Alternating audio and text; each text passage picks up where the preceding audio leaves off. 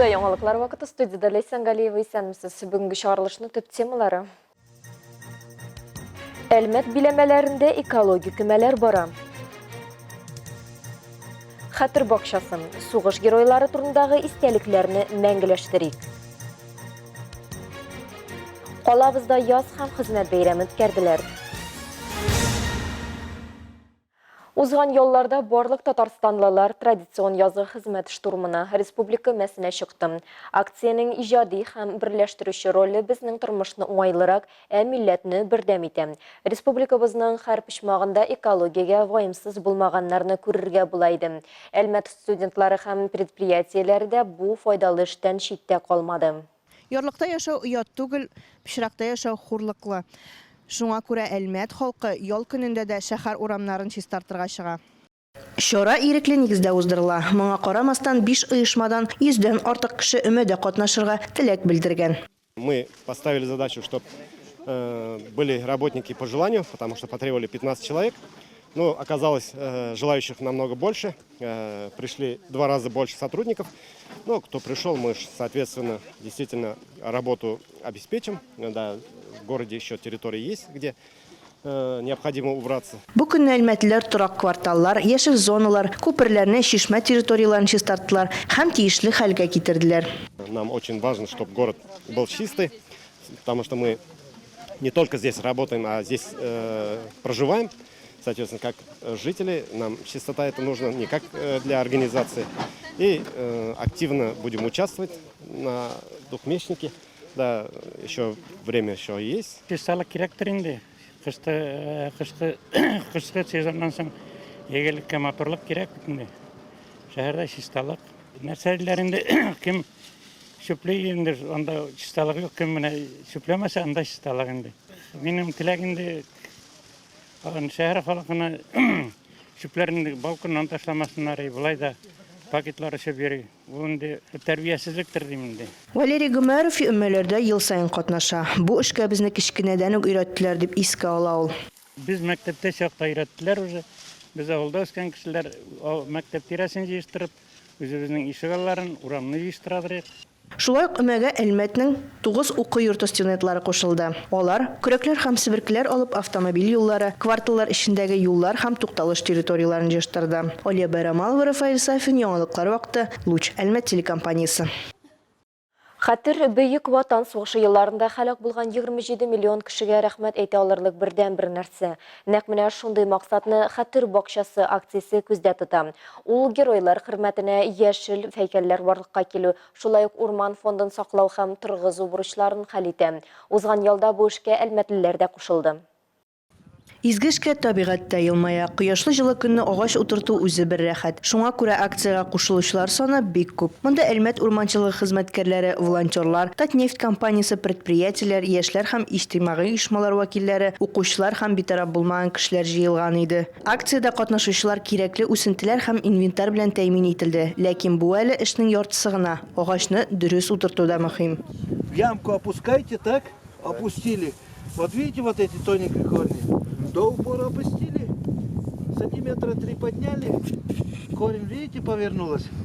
Она готова расти по Да? Хәтер бакчасы ул гаилә тарихын балаларга һәм оныкларга тапшырырга мөмкин булган урын. Бу акция гына түгел, ә гасырлар буенча ата-бабаларыбызның батырлыгын саклауга юнәлдерелгән яңа традициягә нигез салуда. Я сегодня пришла с сыном, и многие наши коллеги взяли с собой детей своих, чтобы они помнили о подвигах наших прадедов, дедов.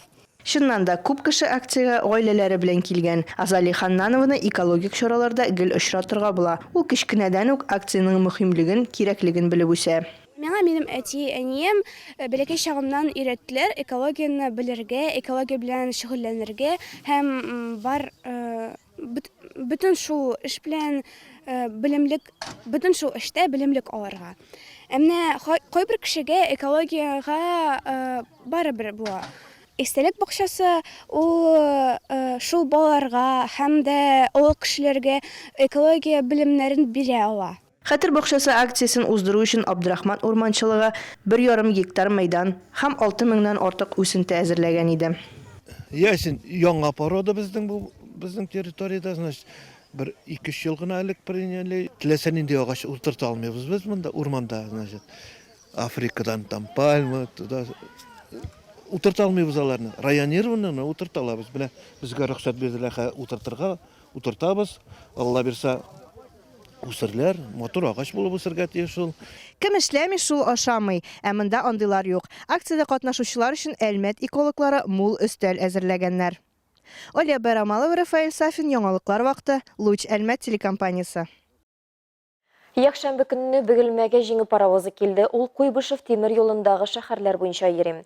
Бу бөек ватан сугышында җиңүнең 78 еллыгы алдыннан оештырылган бәйрәм туры. Аның гомуми узынлыгы 2500 километр тәшкил итә. Җиңү паровозы 7 шәһәрдә туктаячак. Әлеге данлыклы паровозны безнең төшерү төркеме дә каршы алды.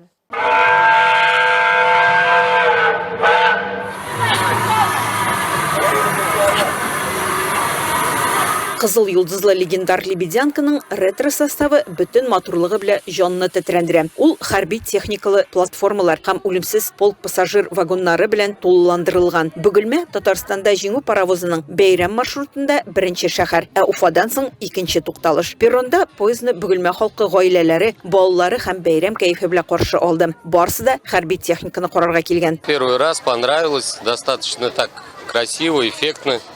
Ну, дай бог, чтобы традиция продолжилась. Очень понравился поезд и военная техника. Нас очень хорошо поприветствовали.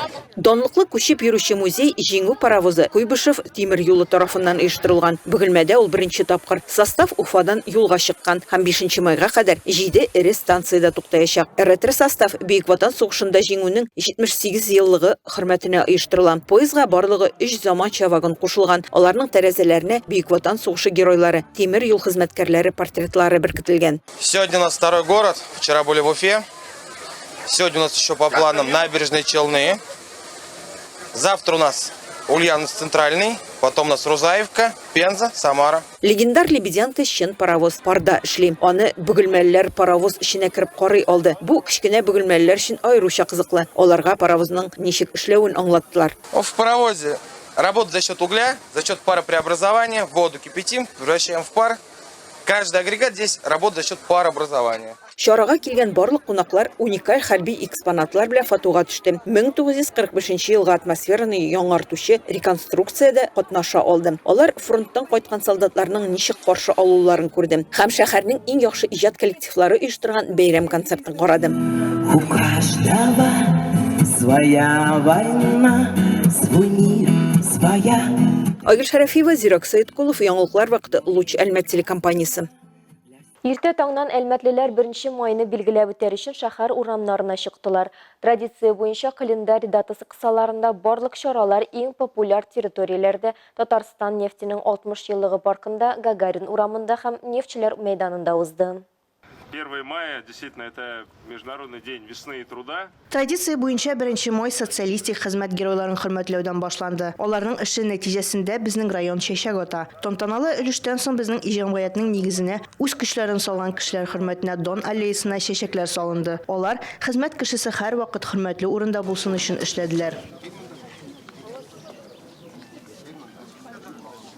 Ел сайын 1 майда республика, төбәк һәм өлкә үзәкләрендә профсоюзлар, йөрүшләр һәм митинглар үткәрә. Гаделлек, теләктәшлек, бердәмлек бу лозунг астында эшчеләрнең мәнфәгатьләрен яклаучы һөнәри берлекләр чыгыш ясый. Бу матур традиция 1886 елда барлыкка килә. Хәтерлим парадлар улагта нигә барабыз, конторга барабыз, чыгабыз, кулакларын еп шуны барабыз, күңелдә улагтларда үзе бер хәтирә инде ул хәзер бит ниләр юк, нусрамна. Менә оештыралар концертларны, миңа шик күңелгә. Шулай оештырганнан соң рәхмәт. Менә монда теге ниләр, буткалар ашадык, ниләр ашадык. Үзе бер рәхәтлек бирә. Яшисе килә башлый, шундый рәхмәт сезгә.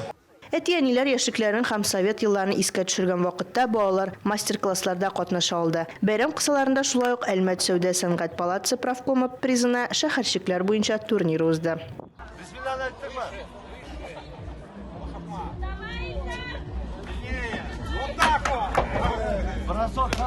Бәйрәм атмосферасын тынлы оркестр һәм сәнгать үзешчән коллективларының чыгышы тулыландырды. Шулайык паркта көне буе ярминкә эшләде. Кыр кухнясында һәр теләүче тәмле ботка һәм чәй белән сыйлана алды. Айдар Кабиров, Алия Байрамалов, Яңалыклар вакыты, Луч Әлмәт телекомпаниясе. Шулай ук 1 майда жеңіл атлетика ярышларын үткәрүдә яхшы традицияга әверелде. Быел ул инде 63-нче тапкыр үткәрелә. Нашему городу в этом году 70 лет, эстафета 63-я, то есть почти ровесница нашего города.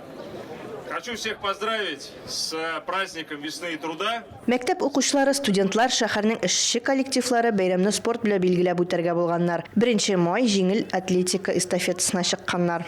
Мы бегаем уже 3-й год подряд. Для нас это небольшая такая традиция, пока мы учимся в колледже. Надеюсь, что и в дальнейшем мы тоже будем бегать уже за предприятие. Трасса отличная, погода замечательная. Немножко, конечно, жарко, но все равно очень хорошо бегать.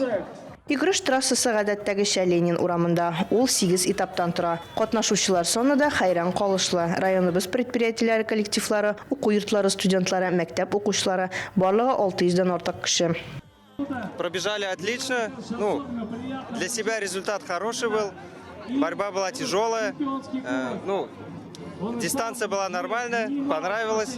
1 май жеңіл атлетика эстафетасы җиңүчеләре һәм призерлары Татнефть компаниясе правкомы кубогы һәм медальләре алдылар. Җиңүчеләрне 7 категория буенча билгеләделәр.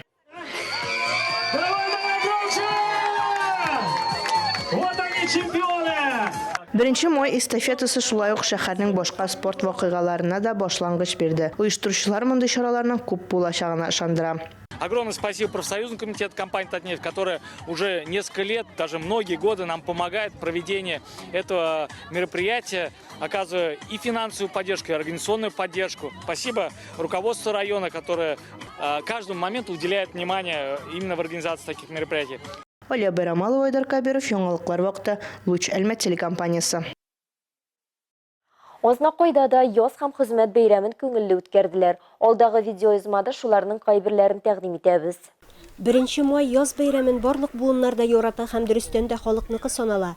Азнакай халкы өчен бу көнне юбилейный стадионында жеңіл атлетика буенча эстафета ярышлары оештырылды. Чемпионом стала команда администрации Азнакайского муниципального района. Молодцы, они готовятся.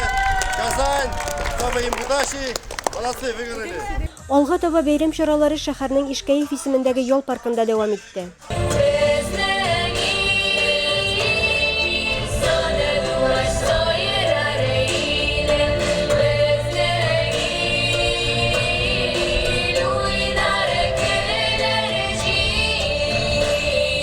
Балалар иҗат коллективлары, концерт номерлары, мәдәният идарәсе сәнгать осталары чыгышлары халыкка бәйрәм кәефе өстәде. Биредә шулай ук балалар өчен төрле спорт уеннары, мастер-класслары оештырылды, аттракционнар бушлай эшләде. Азнакайлыларны бәйрәм белән котлап район советы аппараты җитәкчесе Айдар Халиуллин һәм район профсоюз оешмаларының координацион советы рәисе Рафаэль Шайдуллин изге теләкләрен җиткерделәр. Хочется выразить слова огромной благодарности руководству города района. Район һәм шәһәр җитәкчелегенә мондый бәйрәмне оештырулары өчен зур рәхмәтемне җиткерәсем килә. Монда барлык муниципаль учреждениелар җәлеп ителгән. Мәдәният идарәсе дә, яшьләр үзәге, спорт идарәсе дә. Форсаттан файдаланып, барлык халыкны яз һәм хезмәт бәйрәме белән тәбрик итәм. Һәркемгә дә бәхет, сәламәтлек телим. Сезнең тормыш шатлыклы, кызыклы эшләр һәм иҗат белән тулып торсын. Яшәсен 1 май. Интересной работой и творчеством. Да здравствует 1 мая. Бәйрәм ярминкәсендә халык үзе теләгән сый-нигъмәтне сайлый алды. Җырлы биюле тамаша кичке якта да дәвам итте. Илмира Шәрифуллина, Рөстәм Әкбәров, Яңалыклар вакыты, Луч Әлмәт телекомпаниясе. Татарстанда туган тел көненә һәм милли мәдәниятләр һәм традицияләр елына багышлап яшьләр, яшүсмерләр клубларында катнашучылар арасында татар кызы бәйгесе узды. Кызлар үзләренең иҗади, рухи, интеллектуаль, тышкы, сәхнә һәм кулинар сәләтләрен күрсәттеләр. Матурлык үзе киң төшенчә, аның сыры нидә соң? Татар кызы бәйгесендә катнашучы шибәргәйләрнең гүзәллеген генә түгел, уңган булганлыкларын да сыйлар. Бәйгенең максаты татар халкының йөзек кашы, намусы, киләчәге булган кызларыбызның милли йөзен саклап калу, гырыф-гадәтләребезне, йолаларыбызны кире кайтару, халкыбызның асыл сыйфатларын күрсәтү. Мине Абдуләүгә төртеләр дә кулга алдылар. Миңа бу бик ошамады. Шуңа күрә бик елап бала булып үстем. Конкурс 4 этапта узды. Кызлар визит карточкасы әзерләделәр, иҗади номерлар күрсәттеләр. Интеллектуаль турда катнашучыларны игътибарлыкка, иң аппетитлы этапны кулинар сәләтләргә тикшерделәр. Кызлар бик актив, уңганнар, әйбәт итеп үзләрен сәхнәдә тота беләләр, яхшы итеп шигырьләр сөйлиләр, бииләр, җырлыйлар. Күзләре яна, шунысы ошый. Молодцы. Бәйге Саулык яшүсмерләр клубында үтте. Биредә Саулык, Электрон, Заря, Ракета клубларыннан 5 кыз ярышты. Заря клубыннан килгән Амилия Сиддикованы бабасы һәм сеңелләре куәтләргә килгәннәр. Минем уйлавымча, татар кызы татарча матур итеп сөйләргә тиеш, татар теле милли ризыкларында пешерергә белергә тиеш. Анда өчпочмак, бәлеш, бауырсак, шәкшәк, менә мин бүген кыш теләп килдем. Татар кызы иң сөйкемле кыз, иң уңган, иң спорт сөючән, иң эрудицияле. Кызларның һәрберсе үз номинациясенә ия булды. Бүгенге шулар иде. Милли Сәнгалиева һәм монтаж операторы Алия Бәйрамалова сезнең белән сау булышабыз. Исән сау булыгыз.